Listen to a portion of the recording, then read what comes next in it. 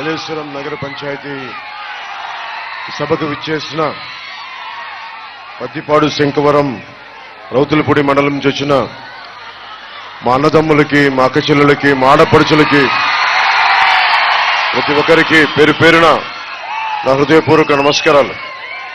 మెడలపైన మిద్దెలపైన ఉన్న మా ఆడపడుచులకి, మా అక్క చెల్లెలకి, ప్రతి ఒక్కరికి జనసేన తరపు నుంచి, కూటమి తరపు నుంచి మీ అందరికీ నా హృదయపూర్వక నమస్కారాలు.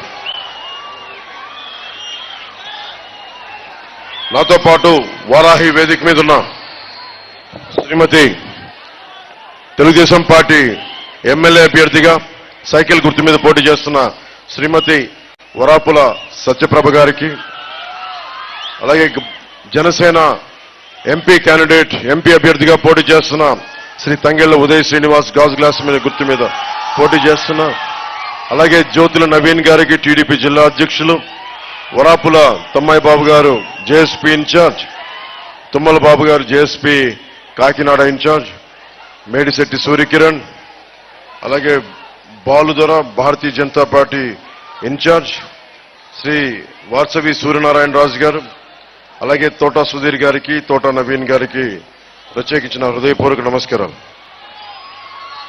మనం దశ దిశ మార్చుకునే ఈ ఎన్నికలు ఇంకో 14 రోజులు మిగిలి ఉంది.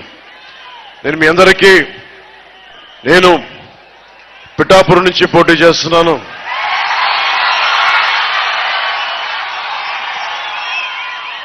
రాష్ట్ర విభజన కూడా ఉభయ గోదావరి జిల్లాలు, పచ్చటి జిల్లాలు, కలకల్లాడే జిల్లాలు.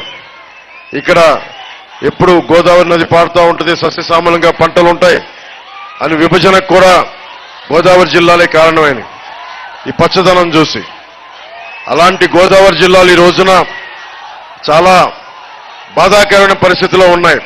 సరైన సాగునీటి ప్రాజెక్టులు కానీ, సరైన ఉపాధి అవకాశాలు లేక ఆర్థికంగా చితికిపోతూ ఎవరో కొద్దిమంది, ముఖ్యంగా పత్తిపాడు తీసుకుంటే దీనిని ఒక మైనింగ్ కి అడ్డా చేశారు తప్ప నిజంగా ప్రజలకు అభివృద్ధి, యువతకు అభివృద్ధి, యువత ఉపాధి అవకాశాలు ఇవన్నీ తీర్చలేని పరిస్థితిలో ఉన్నాయి.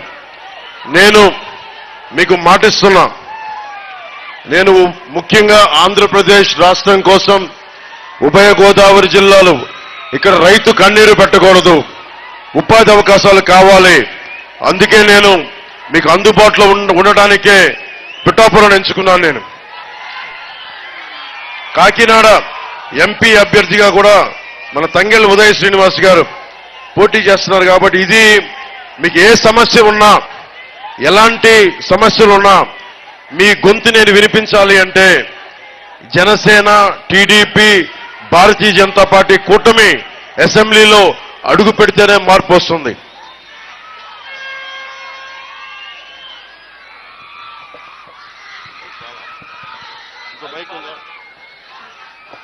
ఇంకో మైక్ ఉందా?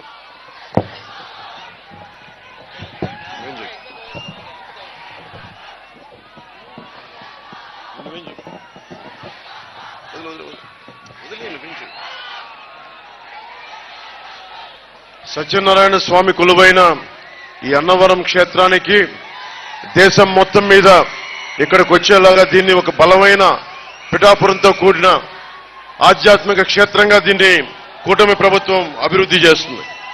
అలాగే ముఖ్యంగా నేను పోయినసారి 2018లో వంతాడ మైనింగ్కి వచ్చాను. మన సహజ వనరులు, మన సంపద, ఇక్కడ యువత, నేను మిమ్మల్ని అడుగుతా ఉన్నాను, మనల్ని అడ్డుగోలుగా దోచి మన నదీ వనరులు, ఇసుక, ఖనిజాలు, యువతరానికి ఏ సంపద విడిచిపెట్టాం? మీరు మానవ వనరులు, మీరు నిజమైన ఖనిజాలు. అలాంటి ఖనిజ సంపదను మిమ్మల్ని వదిలేసి వంతాడ మైనింగ్ లో లాట్రైట్ అని చెప్పి బాక్సైట్ తవ్వుకుపోతా ఉన్నారు. లాట్రైట్ కూడా ప్రభుత్వాలు ఎక్కడికి సంబంధం లేకుండా చేస్తా ఉన్నారు. ఇవన్నీ నాకు చాలా బాధ కలిగింది. మీకు రావాల్సిన అభివృద్ధి లేక మీరు రోడ్ల మీద ఉండి ఉపాధి అవకాశాలు లేకుండా ఒక్కొక్క ఎమ్మెల్యే ఇక్కడ కూర్చొని భయపెడతా, బెదిరిస్తూ ఉండే ఎమ్మెల్యేలు. వీళ్ళందరికీ మనకున్న సాగునీటి ప్రాజెక్టులు కానీ, ఏలేరు ప్రాజెక్టు ఈ రోజు వరకు సంపూర్ణంగా ఉపయోగపడాలంటే పోలవరం వాడుకలోకి రావాలి. ఎప్పుడైతే పోలవరం వైజాగ్ అవసరాలు పోలవరంతో తీరుతాయో అప్పుడే మన ఏలేరు ఈ ప్రాంతానికి పూర్తిగా ఉపయోగపడుతుంది. జగన్ పోలవరం పనులు ఆపేసి రాష్ట్రానికి, ముఖ్యంగా మన మెట్ట ప్రాంతానికి తీరని నష్టం చేశారు. దాదాపు 72% పూర్తయిన ప్రాజెక్టు పోలవరాన్ని నిర్లక్ష్యం చేసి మన సాగునీటి అవసరాలని విధ్వంసం చేశారు. ఎక్కడ మనకి పోలవరం వెళ్ళాలంటే ఇదివరకు నేను కూడా వెళ్ళేవాడిని. ఈ రోజున ఒక రిస్ట్రిక్టెడ్ జోన్ కింద పెట్టి ఈ రోజున మన ఎవరిని వెళ్ళనివ్వని పరిస్థితి. ఈ ప్రాజెక్ట్ ఇక్కడికి వస్తే ముఖ్యంగా మన నియోజకవర్గంలో మెట్ట ప్రాంతాలకి చాలా బలమైన సాగునీరు వచ్చే అవకాశాలు ఉన్నాయి. పత్తిపాడు మండలంలో మనం పోరాటం చేస్తుంది ఒక మాఫియా డాన్తో పోరాటం చేస్తున్నాం. ద్వారంపూడి చంద్రశేఖర్ రెడ్డితో పోరాటం చేస్తున్నాం. మీకు మీకు చెప్తా ఉన్నాను, మీకు అన్యాయం జరుగుతూ ఉంది. పత్తిపాడు మండలం లంపకలవ గ్రామం సమీపంలో ద్వారంపూడి చంద్రశేఖర్ రెడ్డి గారి సోదరుడు వీరభద్రారెడ్డి వీరభద్ర కంపెనీని పెట్టి అక్రమంగా ఆ కంపెనీకి మట్టి గ్రావెల్ అక్రమంగా రవాణా చేసి నిర్మాణం చేపట్టారు. మైనింగ్ సెస్ తోటి, మైనింగ్ మీద వసూలు చేసే పన్నుతోటి కంపెనీ కోసం ఒక బ్రిడ్జ్ చేసుకున్నారు. కానీ మీకోసం రోడ్లు లేవు. వాళ్ళ కంపెనీల కోసం బ్రిడ్జ్లు వేసుకోగలిగారు కానీ మీకోసం రోడ్లు లేవు. ఇందాక ఎమ్మెల్యే అభ్యర్థి గారు చెప్తా ఉన్నారు, రోడ్లు సరిగ్గా లేవు, మనకి సౌకర్యం లేదు, మనకి వెన్నెముక ఊడిపోయేలా ఉన్నాయి మన రోడ్లు. అలాంటి రోడ్లను వదిలేసి వీళ్ళు ఒకవైపు వంతడం మైనింగ్ ని దోచుకుంటూ వాళ్ళు బ్రిడ్జిల మీద బ్రిడ్జిలు వేసుకుంటా ఉన్నారు. ఆ బ్రిడ్జికి ఎంత దాష్టికం అంటే సాక్షాత్తు ఎవరైతే మనకి పర్మిషన్ ఇచ్చాడో అధికారి పేరు పెట్టుకున్నారు. నేను వస్తా ఉంటే నాకు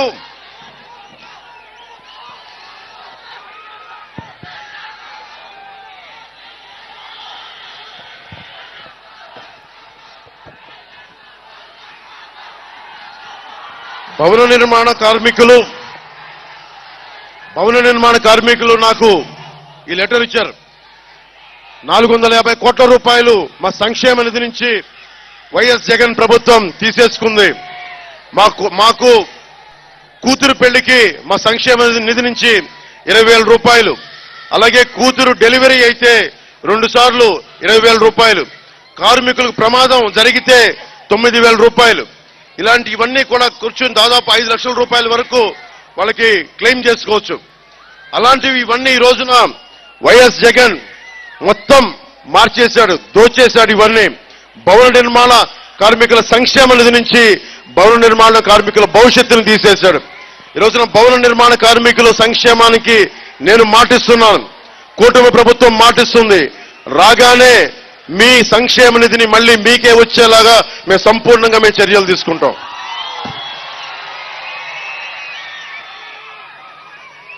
అలాగే 76 మన కాకినాడ రూరల్లో నాకు లెటర్ వచ్చింది. 76 ఎయిడెడ్ కళాశాలను తీసేశారు, స్కూల్స్ ని కానీ కళాశాలను కానీ. తిరిగి వాటిని పునరుద్ధరించమని కోరుతా ఉన్నారు వైఎస్ జగన్. ఎందుకంటే మనకి ఎయిడెడ్ కాలేజీల్లో స్కూల్స్ లో దాతలు స్థలాలిచ్చి డబ్బులిచ్చి పేద విద్యార్థులు, ఎస్సీ విద్యార్థులు కానీ, ఆర్థికంగా వెనకబడ్డ ఓసీ విద్యార్థులు కానీ, ఎస్సీ ఎస్టీ బీసీ మైనారిటీ విద్యార్థులకి తక్కువ ఫీజు తోటి చదువుకునేలాంటి సౌకర్యం ఎయిడెడ్ కళాశాలలకు ఉండేది. అదే చదువులు ఈ రోజున చదవాలంటే 25,000 20,000 అవుతా ఉంది. ఇది కూటమి ప్రభుత్వం రాగానే ఎయిడెడ్ కళాశాలల్ని, ఎయిడెడ్ స్కూల్స్ ని తిరిగి పునరుద్ధరణ చేస్తాం.